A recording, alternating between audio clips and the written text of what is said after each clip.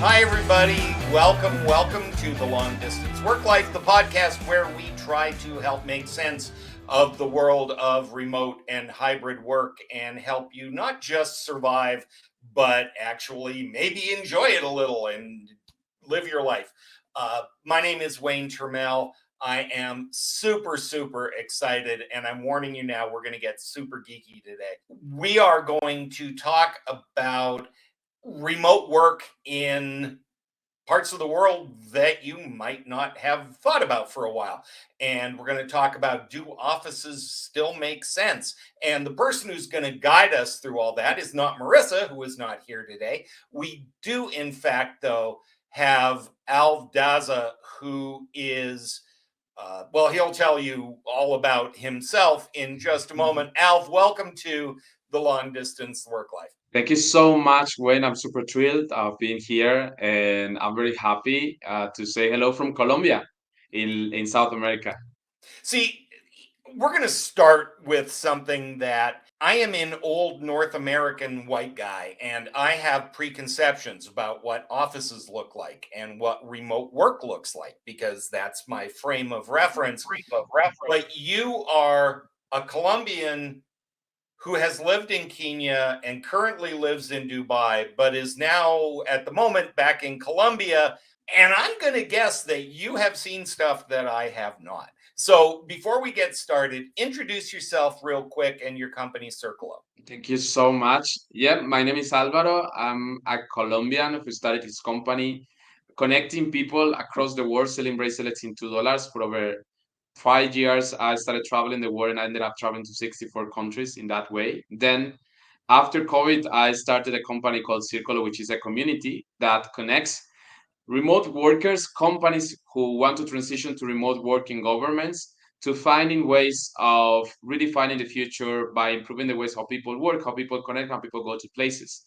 And I'm currently, in fact, yes, living in Dubai for 3 months in the year and moving around the world across more or less 12 countries per year every time. Good heavens. Okay, so most of your experience, certainly that's relevant to this conversation, has been in what is uncharitably called lesser developed countries. I love your term for it, which is the global south, which is kind of everything that isn't North Asia, Europe, America, North America. Yes. When we're talking about remote work, the change here has been very seismic and it's been kind of gradual. What is the remote work scene in the global south, in countries like Colombia, for example, that we might not think about? In fact, Colombia got used to remote work way before it was a thing. As we were discussing earlier, for example, Colombians had the need of working remotely because in many moments we didn't have enough resources or infrastructure to travel to another city, for example, to get education or to learn new skills or to communicate with people. So in many occasions we will need to have a meeting over a phone call, not even a video call, but a phone call, and send, for example, designs over the mail. I remember when I studied architecture. So when I was starting, I used to design infrastructure for places where violence was existing in Colombia, and I used to have to send the plans of the designs with the bus, with the local bus, because it was the only way how the plans will arrive to the country, right? Like, so I was working remote. I will visit the place, or I will see pictures and videos, and I will work from remote and send the thing. So Colombia's never had, for example, in the global south, that's something that happened. For in some cases, we never had the time of adapting to that transition between the office space and the remote workspace, and we just jump without knowing into learning new soft skills that right now are very useful, and that's why the global south is catching up very fast with it. And it's also because there's been less reliance on the PC. A lot of these countries went from not having access to doing everything on mobile devices. Totally, that's true. For example, what happened in Colombia and in Kenya particularly, that are two countries that I know like deeply, it was that in the case of Colombia, the government started before. We didn't have infrastructure, right? Like, we had 60 years of violence, hence we didn't have the opportunity of communicating between cities or doing so. In 2013, as a plan of eradicating violence in the country, the government started a plan to installing optic fiber across all the country. and then an educational program sending laptops to the kids, to the children, so they can learn and they can educate themselves online without having to go to the schools because they were exposed to violence otherwise. And in the case of Kenya, the government, not the government, but a local company called Safaricom, started giving the community access to a new banking system by empowering them using the normal cell phones, not even smartphones, for doing transactions with everybody, like peer-to-peer transactions everywhere. And that became a thing.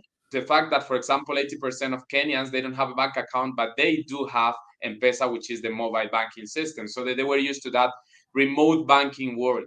That, as a fact, in 2011, when, let's say, remote work started to becoming a thing among some Colombians who were professionals working mainly in marketing and software, led to having Colombians now working from their mobile phones, working from the laptops in conditions that they were not really suitable, but that allowed them to access to this work, working for international companies. Same in Kenya for the youth who were not having access to investors, so reaching out to investors in London and in the Gulf, in Saudi Arabia, in Dubai, working from like with them, sending them all the due diligence to having access to funds and things. So probably that's why, because of the way how we needed to adapt as countries, it's why remote work is not a new thing for us, but kind of a natural thing that we just adapted to, and now we just rename it. I mean, not to put too fine a point on it, you don't have 150 years of deprogramming to go through. Totally, totally. You It's only know, 80 years, in you fact. don't have multiple generations of people who schlepped to the office and then had to unlearn that. Which, okay, so you've been working in these countries in the global south. I love that term. And now you're in Dubai, and there is no shortage of offices in Dubai. You So know, here's my question for you. What are the future of offices? When do we need offices and when do we not? you know that now that you mentioned Dubai, I remember like Dubai, in fact, is also part of the global south, right? Like all the Gulf and the Emirates. They are non-traditional economies, and particularly the Gulf has developed over the past 50 years. Initially, as a response to a process of independence that they were going through, like trying to take ideas from the best in the world back in the time. So you have the infrastructure of the US combined with the infrastructure of the UK, and then from Japan, and then from China, and like everything is kind of a mix. And as you say, Dubai does not have a shortage of offices, but for the past, or like looking forward to the past 50 to the next 50 years, Dubai's actually developed a plan to make people work from home by redeveloping the cities and like rebuilding areas of the city. So what you find is that now the developers, for example, in Dubai, is very common to find developers offering you get your apartment with a co-working space, get your apartment in a co-living space. There are hotels. Actual Rover is a very good sample. Rover is a hotel chain in Dubai, which is a co-living space. They are all across the city, and they have co-workings, they have co-living rooms, and they also have infrastructure for remote workers. Dubai, as well as other 52 countries in the world, which actually, by the way, 62% of these countries are in the global south. Like the UAE, among like together with other 52 countries, have issued remote or visa policies for remote workers. And what I think is, offices are only required, and this is probably my vision, are only required if and only if we need to store information physically. And why do I say this? Because what people have found is that it's more interesting to have meetings in unusual environments. And it's actually proven that having meetings in unusual environments can actually increase your productivity. So Also, just to can make reduce sure that times on people know, transportation. just to make sure that people know what you're talking about, you're not saying you don't have meetings and you don't get together physically, but you can have a meeting pretty much anywhere. Exactly. In And as a alternative matter of spaces. fact, not being in conference room B where you spend all your time may actually be better for creativity and Totally. In fact, like, let me tell you something that happened over the past 2 months, particularly in Colombia and in the Emirates. In Colombia, the first judicialization audience, or the first like crime audience, was held in the metaverse in the past 2 months. Like the guy didn't need to move from the prison, and the judge didn't need to move from his house. They had the audience in the metaverse. They create a whole office, they create the avatars or the characters, and they held the audience there. The lawyer, the judge, and the prisoner were all in the places, and all the audience was held online. This was the first time ever in history. And now in Dubai, parallel to that, 1 month ago, there was this project called Landian that was launched. And this is a project that offers virtual offices in the metaverse where all the employees of the company can create their own avatar and be sit down in a meeting room, but it's a virtual meeting room. They can be talking. It's like a game. So they can be talking, they can be sharing, and they have the meeting there if they want. And they don't need to move from their locations, whether if they are in the UAE or if they are outside in other parts of the world.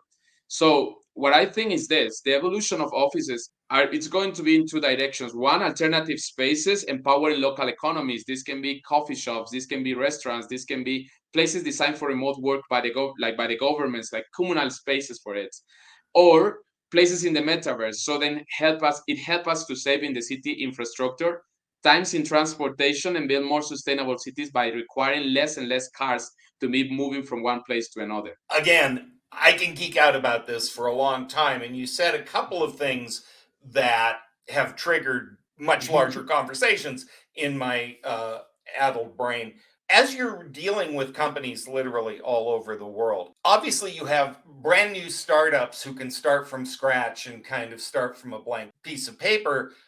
But we also have existing companies with existing infrastructure. And what do you see? How are these organizations going to prep for remote work? What do you think the important things are to consider when making that move? I think that first of all, the main thing for big companies is the mindset around productivity, right? And this is what I find most of the times when I'm working either with governments or with corporates on the same topic. The first or some of the first impressions I get is like, yeah, but are my employees going to be as productive as they are if they are not in an office? Right, but are the people who I'm working with going to be really responsible with the tasks they need to deliver, and so on and so on? So the first thing for me is the companies are prepared, like some of the big companies are preparing by having infrastructure, like alternative infrastructure. In this case, for example, network of apartments where they can host their employees or the people who are working with them. Some people are doing it really in a very funny way. They're having, like, let's say, methods of control by like making people or asking people to measure their time as they work. If they wake up from the workstation, they have to stop the time of productivity, and so on and so on. And some other companies are just going 100% remote and trying to, let's say, go without time frames and these type of things to work.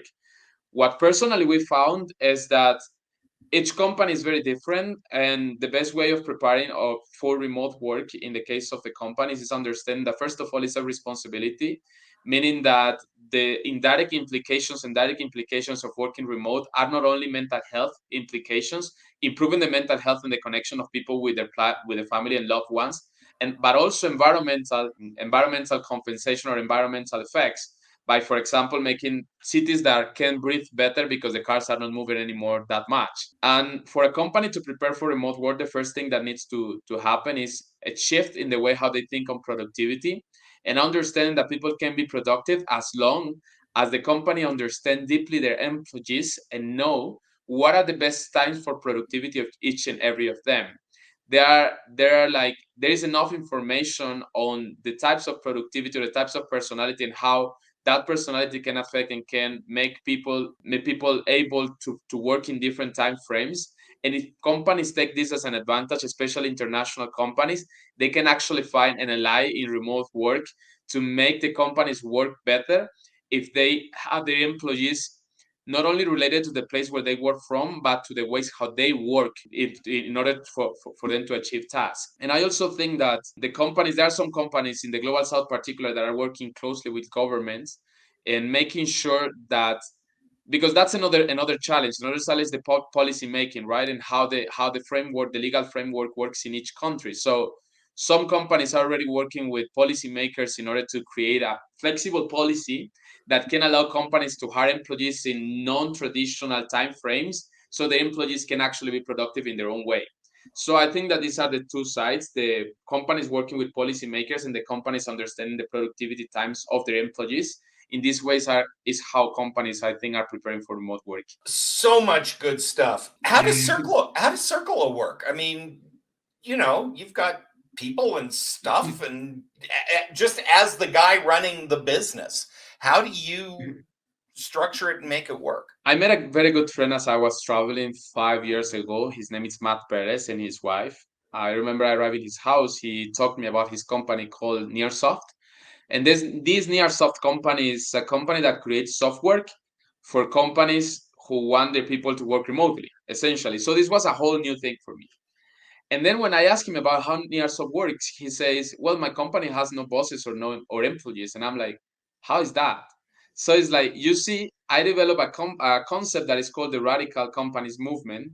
And this radical company movement consists in finding organic ways, in the same way how the brain works and operates, by using the stimulations from the environment to allocate tasks across the people or among the people who are working in a company, and like I say, in small groups or small products. So I fell in love with this idea, and like I tried many times to have a company without bosses and employees. I failed many times until we found a kind of good formula that is the way how we work currently. We have teams allocated in different parts of the world. We are 100% remote, and what we do is we hire people, or we work with people who have, let's say, unique sets of skills. They are not only good in accounting, but they can also be good in marketing. They're also good in design, and they're also good in different other things. So then they can be allocated in different types of tasks, and they can get money, let's say basic money, very good money, but also they can get bonuses by things that they do or achievements that they make, based on the new ways how the company find or new findings that the company has in ways to perform better at remote work. That's, let's say, on the back end. Now on the front end, Circle is very easy. Circle is a community. We understand that right now companies are not anymore about a product. Company are now and for the future about a community. So we are essentially a community that aims to connect remote workers and communities around the world.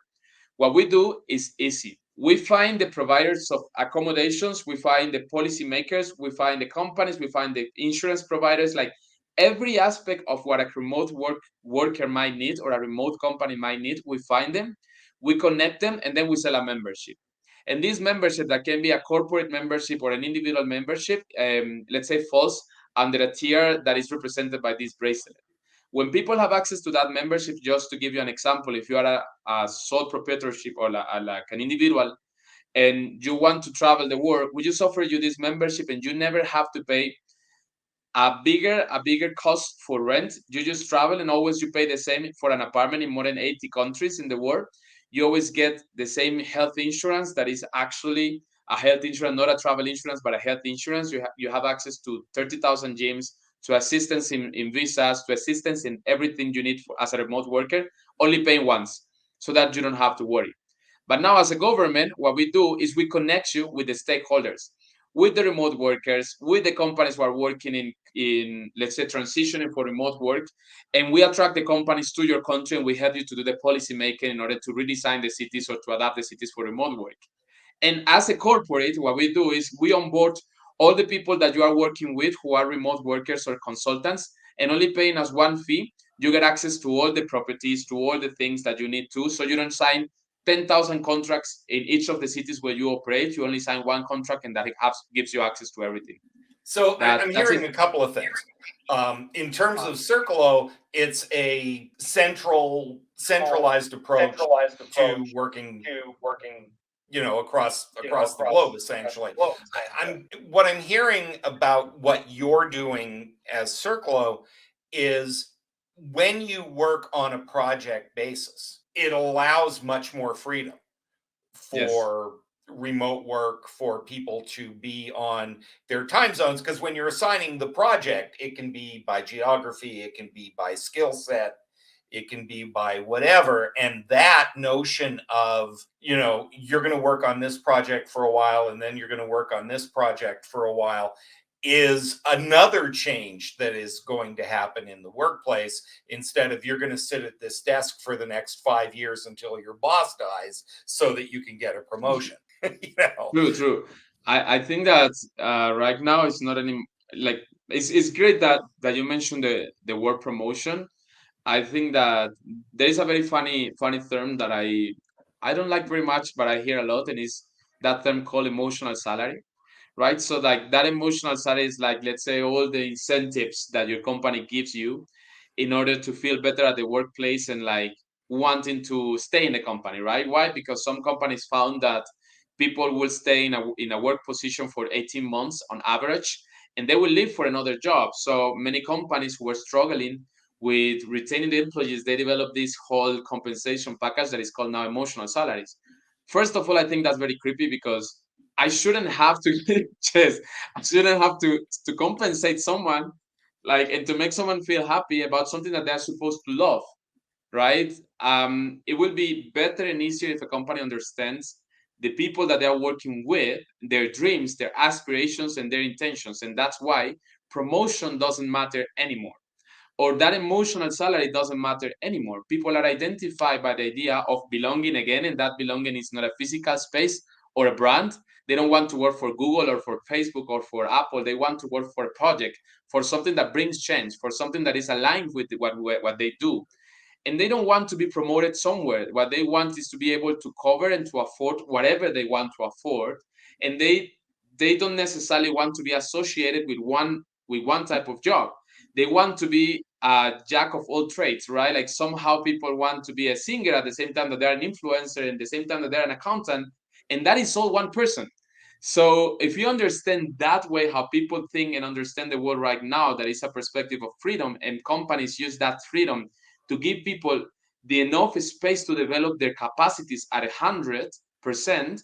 So then companies are going to be not only more productive, but people are also going to be happier. Well, again, we have gone on way longer than we were supposed to and still could. If you ever get to Las Vegas, I owe you a beverage. My friend, we need to I would love continue to. this. We need to continue this conversation. In the meantime, for those of you who've enjoyed this show and want to know how to get hold of Alvarado and learn more about Circolo, and we will have his LinkedIn information and links to the company and all of that good stuff available on our website, longdistanceworklife.com. You listen to podcasts. By the way, we just went over 5,000 downloads in barely a year. We're very pleased. People are finding the show. I suspect some of that is people telling people about the show. So if you like us, please like and subscribe. This means the world to us in the podcast business. If you want to reach out to us, if you have comments, questions, vicious personal attacks, especially if you have specific questions or pet peeves about remote or hybrid work, you can contact Marissa at kevineikenberry.com, Wayne at kevineikenberry.com, and we will include you in your question in some of those episodes. Meantime, I'm going to remind you, if you are looking at redesigning your team, my and Kevin Eikenberry's book, The Long Distance Team, Designing Your Team for Everyone's Success, is out there in the world. You can find that at longdistanceteambook.com. Alv Daza, thank you so much for being with us. We will be with you in the next episode of The Long Distance Work Life. Thank you for joining us. Don't let the weasels get you down.